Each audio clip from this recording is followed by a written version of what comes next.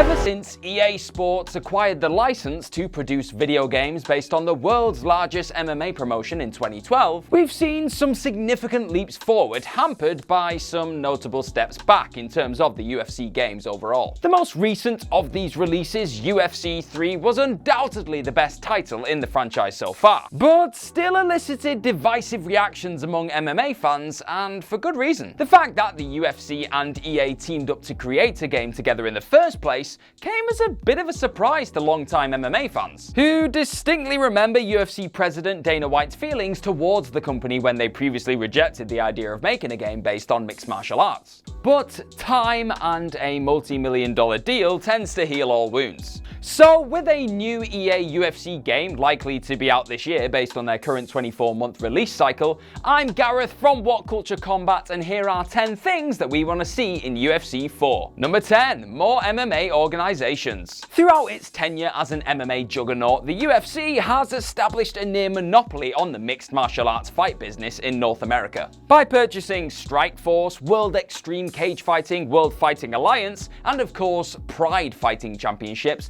the UFC has acquired the rights to some of the most beloved organizations in the history of the sport. So why then haven't any of these organizations properly made their way into the EA UFC games? Including a separate real-world organization in which to start your career in career mode would make finally reaching the UFC feel that little bit more special. And it's not like it can't be done. The THQ-produced UFC Undisputed 2010 game saw the player character do just that, embarking on their first professional bouts in the WFA before getting signed to the UFC. And while in UFC 3 you also start your career in the WFA, you only get one fight before getting the call-up, and we all know that it does not work out like that in real life.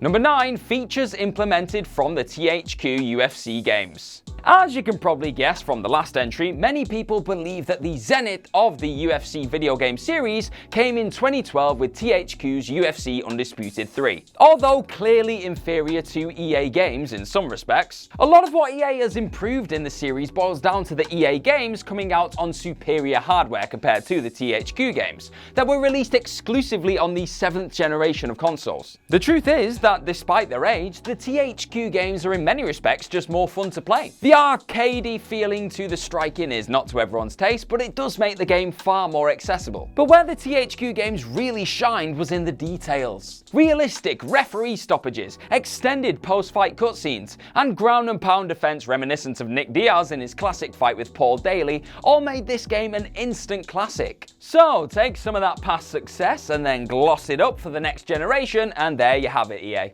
Number 8. An improved career mode. But there's still a long way to go before you can call it great. The issue with the career mode in UFC 3 is that the lack of fighter retirements means that you can find yourself facing a 51-year-old Daniel Cormier for the UFC Heavyweight Championship, having already fought him 5 times. One thing that the most recent installment of the series definitely got right was the ability to choose an existing fighter to compete with in career mode. I mean, who wouldn't want to right the heinous wrong of UFC 230 and get Derek Lewis all the way back to his rightful place at the top of the heavyweight division?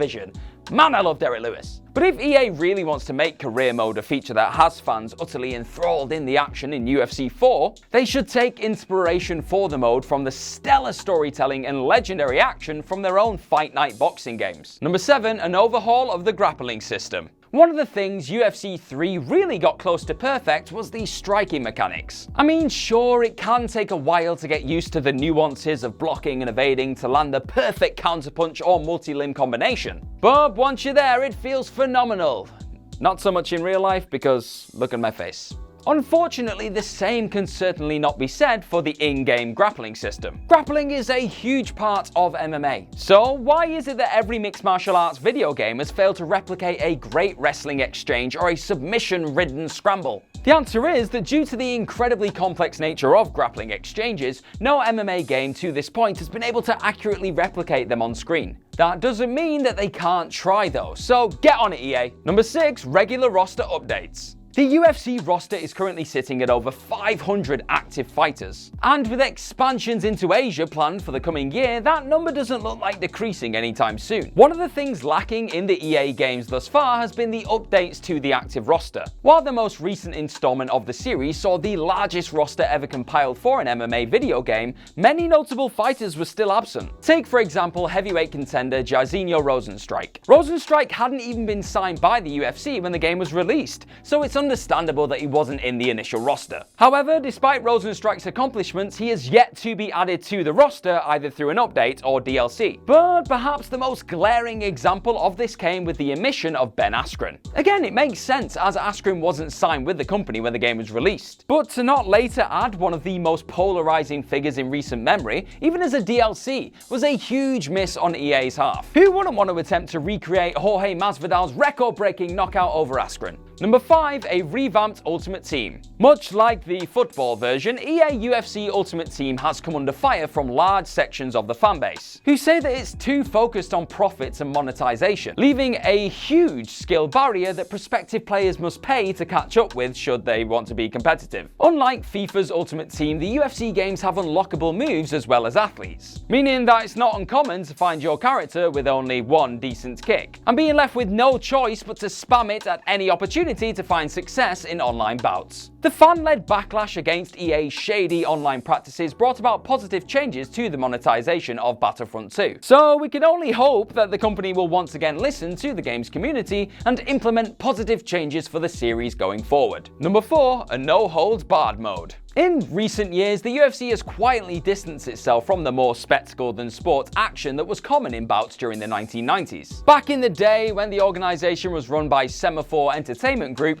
the moniker of MMA had yet to be applied to fighting in a cage, with the now sport more often referred to as no holds barred. The only prohibited techniques in the early stages of the UFC were biting and eye gouging, with pretty much everything else legal for the combatants in the cage to try and utilize in their favor. A throwback mode implemented in the UFC games that utilized this old rule set could be awesome with the right roster. Just imagine propelling your opponent skyward with a bare-knuckle Francis Ngannou uppercut, or stopping takedowns as Jose Aldo with a perfectly timed soccer kick. This one is a little more unlikely, with EA probably not wanting to associate themselves with an era of the sport where repeated dick punches were a legit means of escaping a submission. But we can dream, right? Number 3, Doctor Stoppages. Now, this may seem like a minor addition to the game, but anyone who saw UFC 244 can attest to just how pivotal the intervention of a doctor can be on the outcome of a fight. When Nate Diaz was ruled unable to continue in his BMF title fight against Jorge Masvidal, it was the cage-side doctor who judged the Stockton native unable to continue due to the large cut he had sustained in the 3rd round. Again, this is a feature that, while absent from the EA iterations of the UFC video game series, was present in the THQ-produced UFC Undisputed 3. If EA wants to add extra plaudits for realism in their next UFC game, adding a wider variety of fight-ending scenarios such as doctor stoppages and corner stoppages would be a great place to start.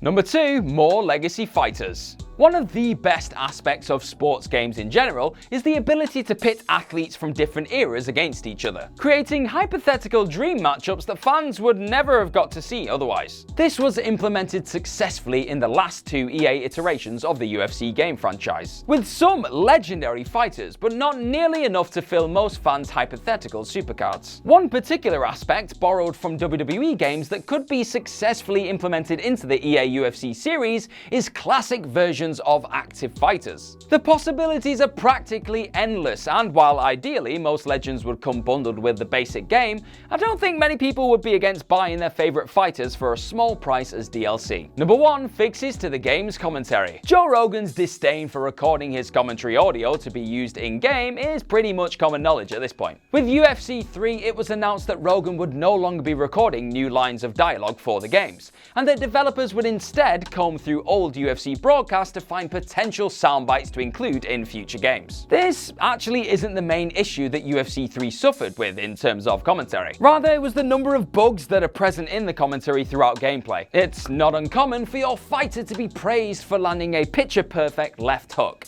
when in fact you finish the fight with a head kick. UFC broadcasts recently have been blessed with the expertise and commentating nous of fighters such as Daniel Cormier, Dominic Cruz, and Michael Bisping. And UFC 4 would benefit massively by including their work into the upcoming game. Who wouldn't want to hear the Clitheroe-born Bisping backing at your own personal fighter for 5 rounds straight? I know I would. And that's our list. Are there any other things you'd like to see in UFC 4? Let us know all about them in the comments section right down there. I've been Gareth from WhatCulture Combat. Be sure to head on over to WhatCulture Combat for all things MMA, boxing, and more awesome lists just like this one. I hope you're having the truly amazing day you absolutely deserve, and I'm sure I'll see you very, very soon. Bye-bye.